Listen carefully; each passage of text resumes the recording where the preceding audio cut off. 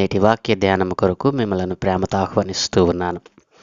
నేటి వాక్య ధ్యానముగా లూకా సువార్త 2వ అధ్యాయము 4వ వచనం నుండి దేవుని లేఖనాన్ని చదువుకుందాం. యోసేపు దావీదు వంశములోను గోత్రములను పుట్టినవాడు గనుక తనకు భార్యగా ప్రదానము చేయబడి గర్భవతి అయి ఉండిన మరియతో కూడా ఆ సంఖ్యలో వ్రాయబడుటకు గలిలయలోని నజరేతు నుండి యోదయలోని బెత్లెహేమనబడిన దావీదు ఊరికి వెళ్ళెను. వారక్కడ ఉన్నప్పుడు ఆమె ప్రసవ దినములు నిండెను కనుక తన తొలుచూలు కుమారుని కని పొత్తిగుడ్డలతో చుట్టి సత్రములో వారికి స్థలము లేనందున ఆయనను పశువుల తొట్టిలో పరుండబెట్టెను. ఆమేన్.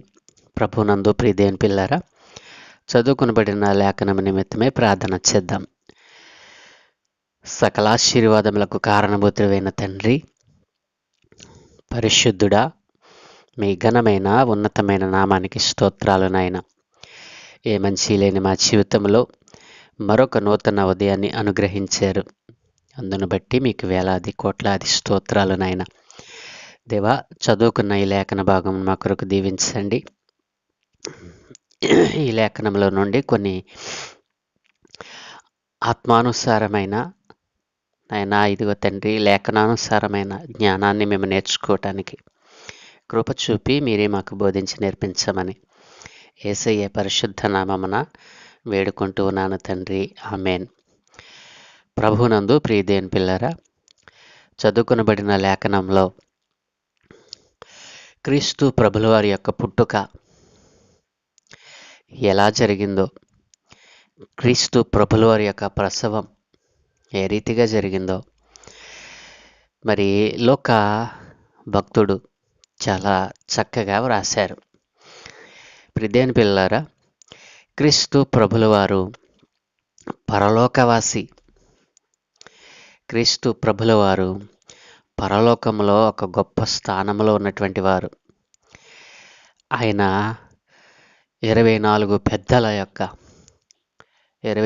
పెద్దల యొక్క సింహాసనముల దగ్గర తన సింహాసనమును మరి సింహాసనశీనుడై ఉండవలసినటువంటి గొప్పవాడు తన మహిమను విడిచి కేవలము నీ కోసము నా కోసము ఆయన శరీరధారిగా ఈ లోకానికి రావాల్సి వచ్చింది. ప్రియదేవుని పిల్లారా, ఆయన ఎందుకు రావాల్సి వచ్చిందో మనం గత దినాలుగా మనం ధ్యానం చేస్తూ వచ్చాం.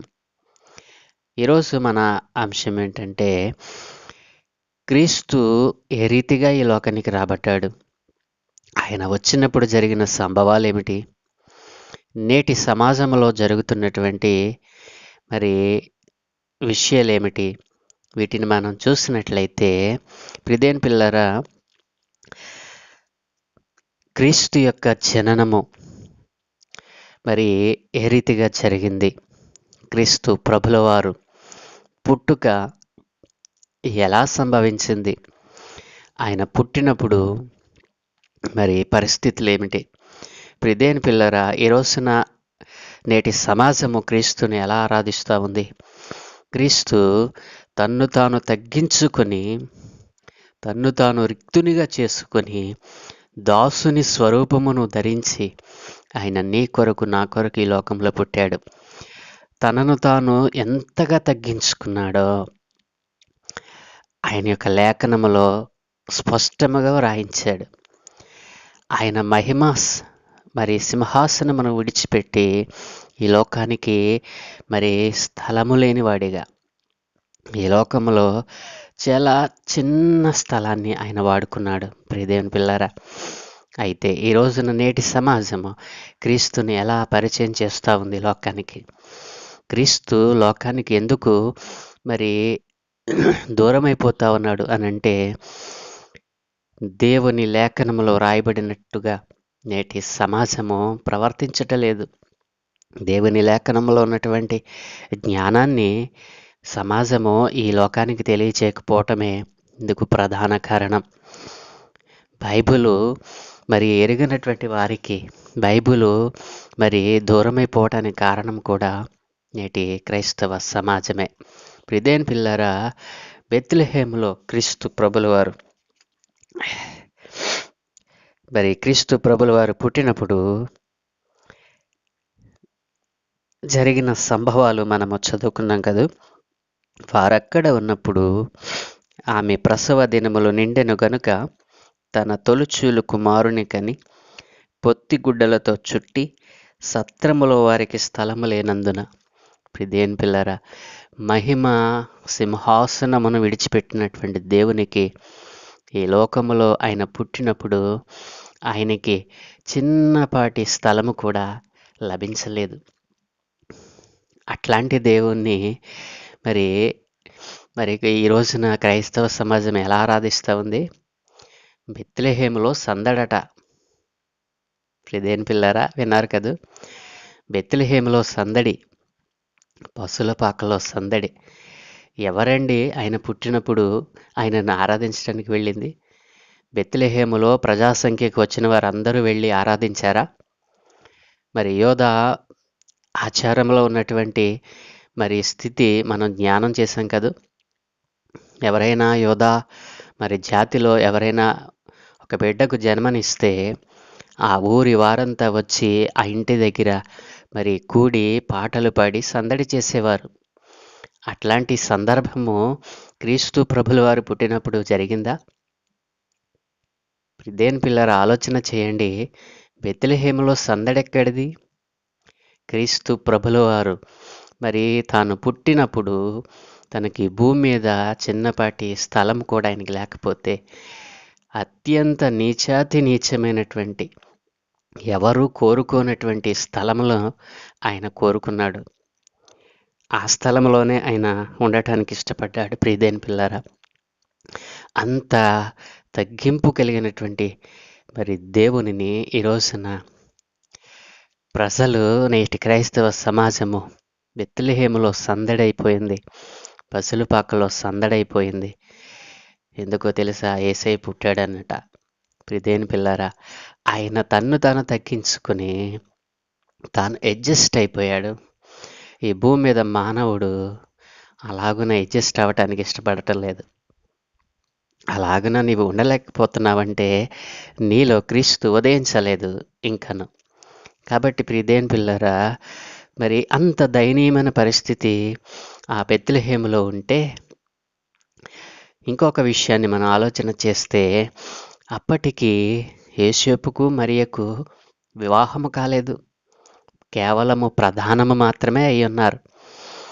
ఈ రీతిగా మనం చూస్తే ప్రదానం చేయబడి 1 సంవత్సరము వారు పరీక్షలో ఉన్నారు.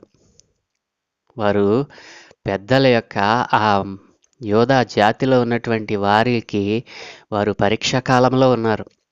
అట్లాంటి పరిస్థితిలో ప్రదానం చేయబడినటువంటి ఆ స్త్రీ గర్భవతి అని తెలిస్తే ఎంత ప్రమాదం.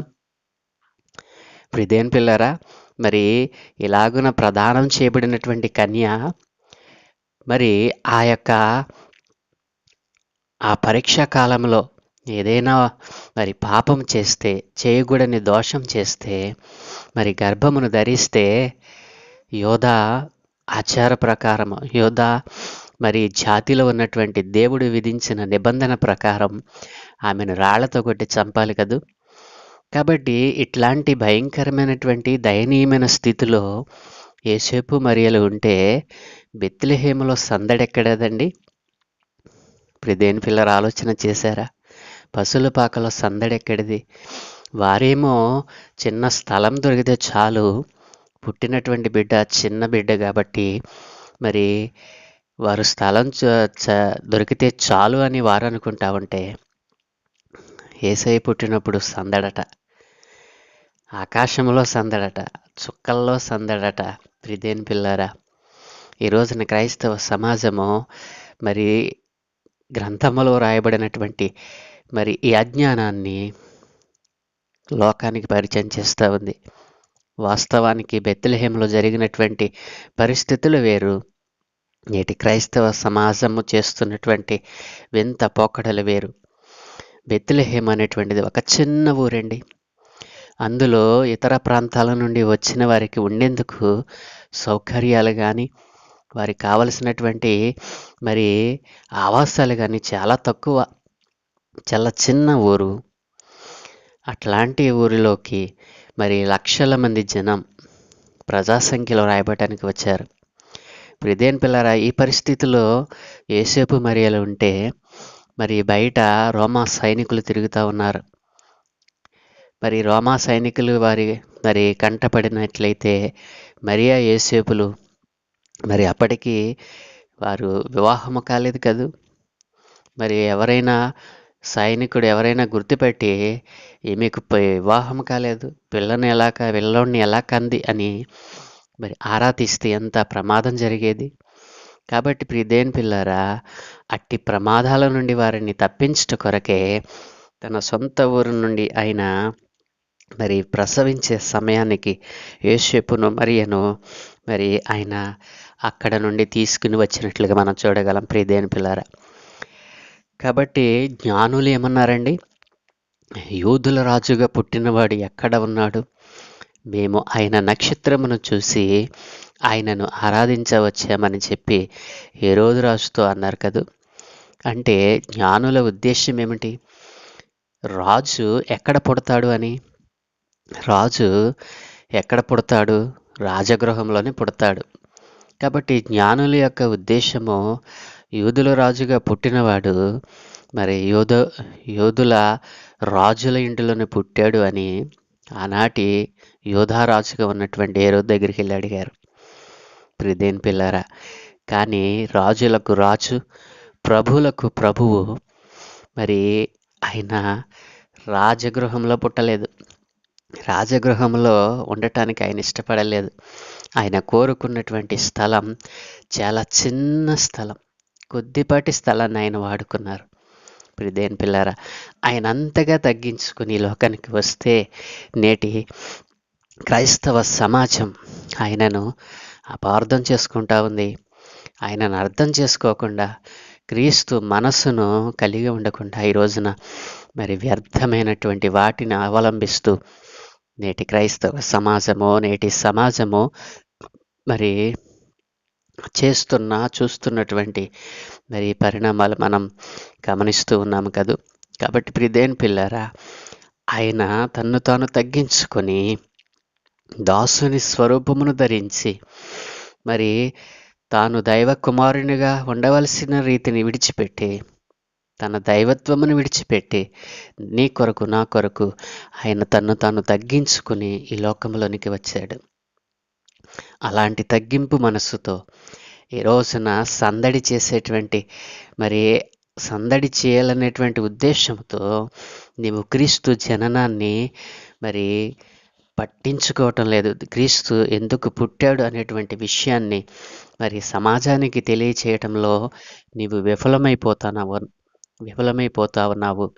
దేవుని యొక్క ఉద్దేశాన్ని మరి నెరవేర్చలేని వారిగా నేటి సమాజం ఉంది. కాబట్టి ప్రియదేన్ పిల్లారా, ఆయన కలిగినటువంటి ఆ తగ్గింపు మనస్సు ఈ రోజున నీవు నేను కలిగి ఉండకపోతే నీలో నిజమైన క్రిస్మస్ ఏది?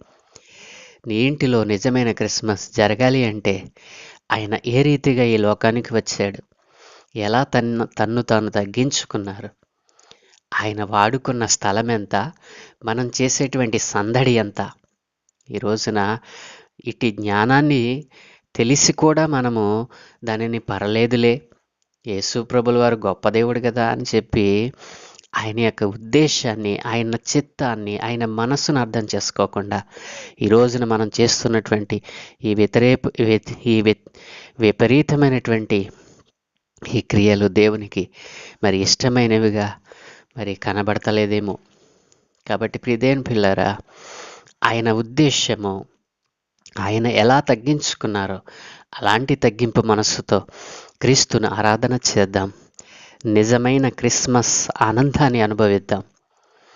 అట్లాంటి నిజమైన క్రిస్మస్ ఆనందము ఈ ఆనంద మాసములో ప్రభువుల వారు మీ కుటుంబాలలో, మీ జీవితాలలో అనుగ్రహించునుగాక. ఆమేన్. సకలాశీర్వాదముల కారణభూతుడైన తండ్రి, మా మంచి దేవా, నీకు వందనాలు నాయనా. అవును దేవా, నీవు నాయనా నిన్ను నీవు తగ్గించుకొని మా కొరకు నాయన ఈ లోకములో దాసుని స్వరూపమును ధరించి అయా మహిమ దేహమును విడిచిపెట్టి నరావతారిగా శరీరధారిగా నాయనా నా కొరకు మా కొరకే నీవు ఈ లోకానికి వచ్చావు నాయన మా పాప బంధకముల నుండి మమ్మల్ని విడిపించటానికి అయా మా దీన స్థితిని నీవు తీసివేయడానికి అత్యంత దీనాతి దీనమైన స్థితిని నీవు తీసుకున్నావు నాయన తండ్రి. ఈ లోకమంతా నీదైనప్పటికీ ఈ లోకములో చిన్నపాటి స్థలము కూడా నీవు కోరుకోలేదు నాయన. అయా అందరూ రోసేసినటువంటి స్థలాన్ని నీవు ఎంచుకున్నావు, అక్కడ ఉండటానికి నీవు ఇష్టపడ్డావు నాయన.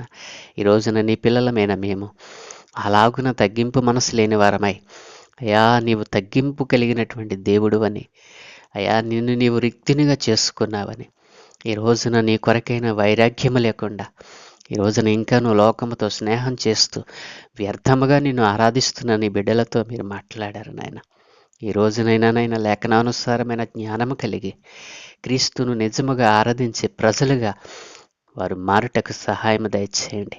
నేటి క్రైస్తవ సమాజము చేస్తున్న విపరీతమైనటువంటి పోకడలను అయినా నీ వాక్యము ద్వారా సరిచేయమని తండ్రి, నీవు వచ్చు పర్యంతమునైనా నీ రక్షణ సువార్తను అనేకులకు ప్రకటించు భాగ్యము నైనా నీ పిల్లలైన వారందరికీ అనుగ్రహించమని, నేటి దినం మేము చేయ పనులన్నిటి మీద మీ కనుదృష్టి ఉంచి మీ దూతల కాపుదలను అనుగ్రహించి మీరే మహిం పొందుకోమని, నేడు పుట్టినరోజు పెళ్లి రోజు జరుపుకుంటున్న బిడ్డలందరి మీద మీ ఆత్మను కుమ్మరించమని తండ్రి, బలహీనులుగా ఉన్న వారిని బలపరచండి.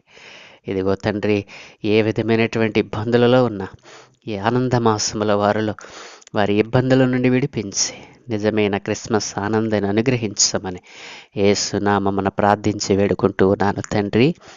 Amen, amen, amen.